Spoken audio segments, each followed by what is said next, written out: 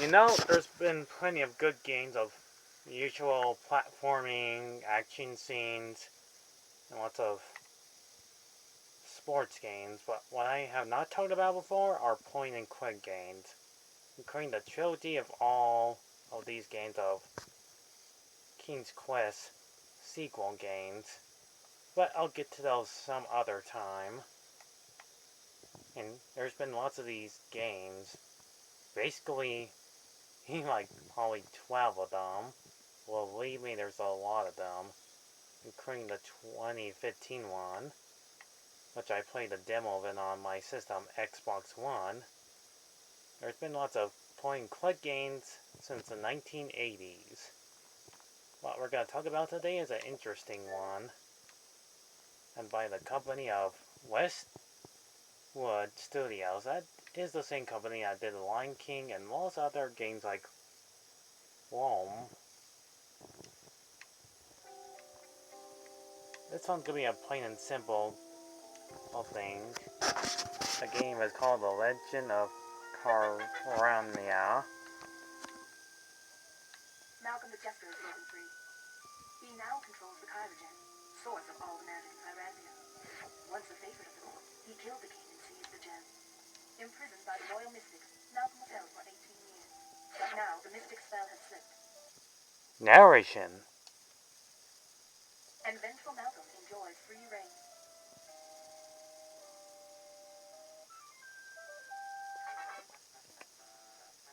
Yep, that's Malcolm the Jester. And he likes to make total chaos and destruction and turn Brandon's and great man into stone. A note. Grandfather, can you hear me? No, he cannot. He's probably dead. Brandon? What? Who said that? Are you Brandon, grandson of Kelly? And I am? What are you? We are of the other kingdom. you can tell that Brandon's nonchalant about it, seeing a plant come to life. First of all, the animation looks like the same game I just talked about. Oh, the Immortal. Except this one doesn't show blood or guts or all that stuff. We speak for the land. Why would the... This game is plain simple to talk about. You're a mere boy named Brandon who wants to save the entire island called Kyrandia from Malcolm's wrath. In this game, you point and click and carry items, like the gems. And you play a little bit of hide and seek with this boy who stole the pearl, and you totally own him. And the boy's a thief, and you put it back where it belongs.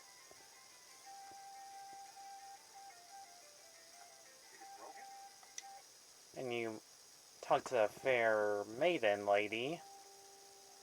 He explains that you have a journey to do.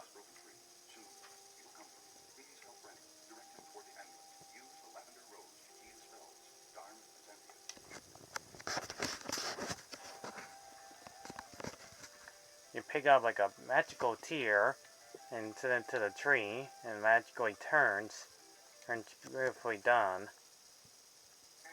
Next, you meet this guy who's about to cross the bridge. I think he spends too much time in this cave. Hello? Anybody home? Boy, it's dark in here. Huh? Anyone? And you meet the wizard and his dragon.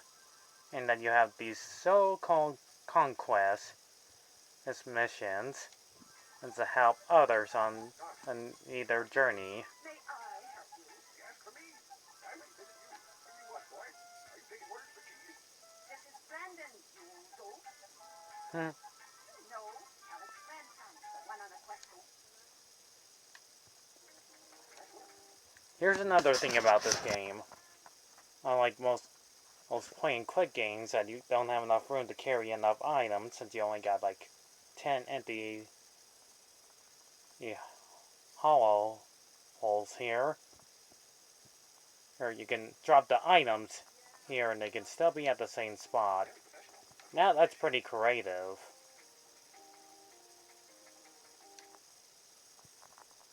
You can also pause a game whenever you want, if you're stuck in pretty much a certain spot.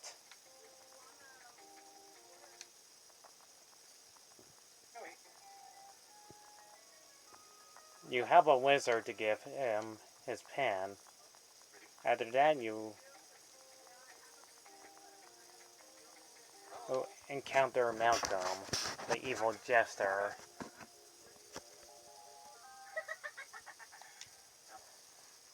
And there's another thing about this game, just like any type of point in games from the 90s. Not to mention this one came out in 1992 and beautiful backgrounds and wonderful music and perfect voice acting, by the way. And there's like certain death scenes.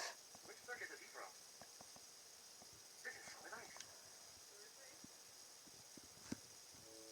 ice. And what you'll obviously see on YouTube if you like to see a character I can die multiple times, seeing his dreadful fate and doing horrible demise. You are the master of scrolls, right? Not to mention everything is all colorful and bright and wonderful. You don't see these too much often to other video games, being this beautifully colored design. Ain't all 2D. Not to mention it's kind of like a mix to Black Cauldron, Labyrinth, and maybe like a little bit of the Dark Crystal's fantasy.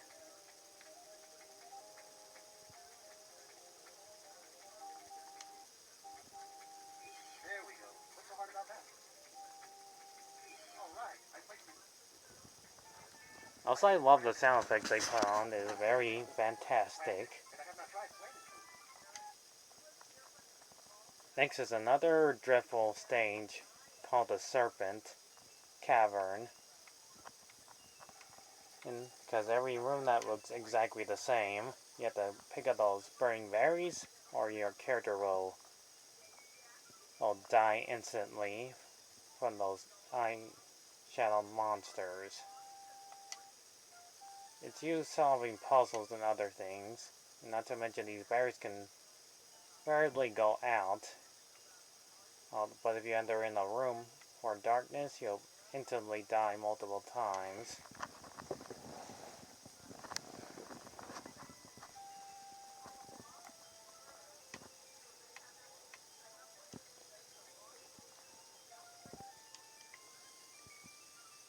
This is pretty much how the game can be rather challengingly interesting, and you'll be playing this for like nearly 2 hours long to know where you're supposed to go, and what you're supposed to do is collect all the gems throughout the entire stage and collect keys. And have teleportation into wherever you're supposed to go. One of the gems on my amulet is now glowing purple.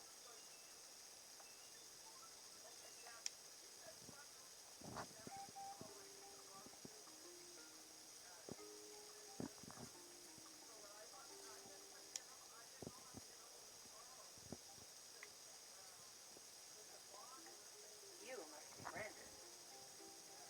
You were a child the last time I saw you. And you meet this So, strange lady that knows about Brandon. No, this is my laundry. Oh. Did Darwin bring at least see all the gems activated on your amulet? I had two. And not to mention it has a little bit humorness in it, which is a little bit funny. Two? Probably dealing with will-o-wisp. They said they didn't have much magic left. Huh, does he think... So the more items you collect, the more you get further into the game. But be careful, you'll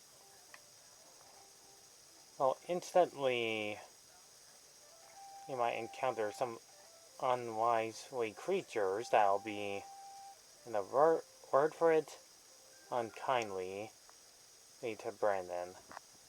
Also, you see where I'm pointing at? the more you do these sorts of missions, the more gems you collect into kindness or power.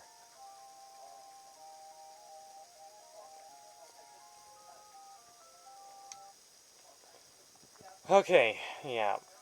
And the more challenging the game gets, the more you'll finally get to Malcolm's kingdom. I'm gonna come face to face with him. Once you do all these, at least you'll get all the 4 gems.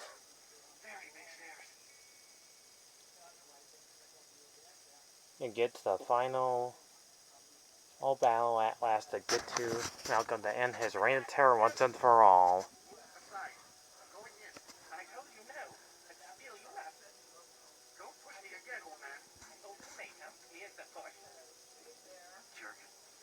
Sucker punch!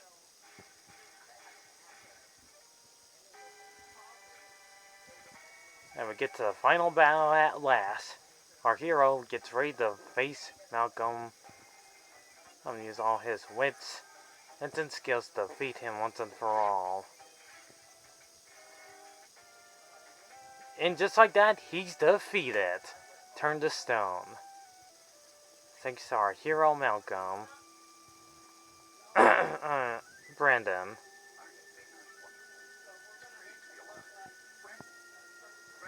And he defeats the evil jester once and for all.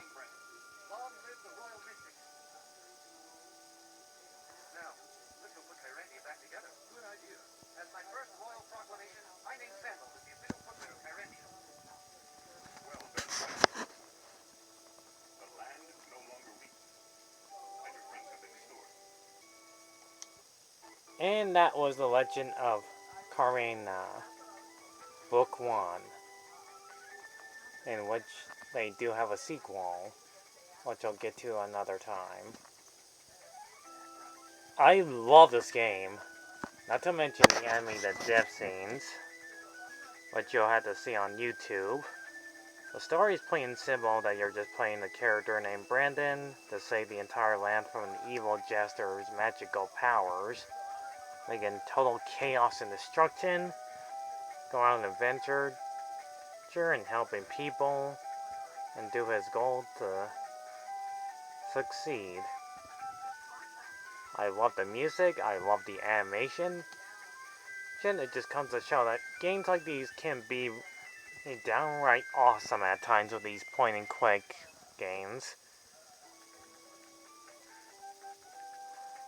And everything about this game is stupendous. It's fabuloso. It's fantastical. And it's stupendous. Terrific and mildly imaginative. Now, here's the death scenes, which is actually shown on here now. Get bitten by the serpent.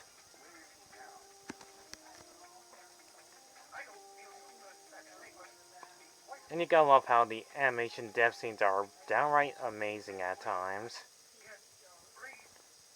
Then you can restart where you're at. And this one's in different language, and it says, "Rest in peace, Brandon."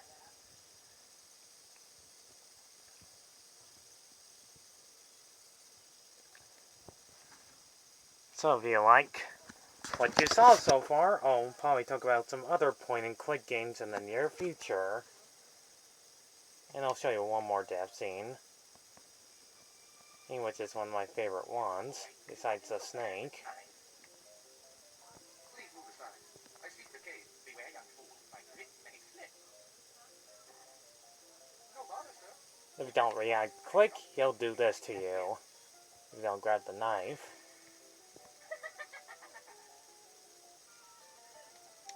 He'll instantly kill you.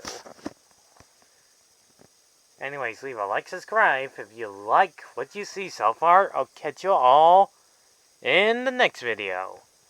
Goodbye.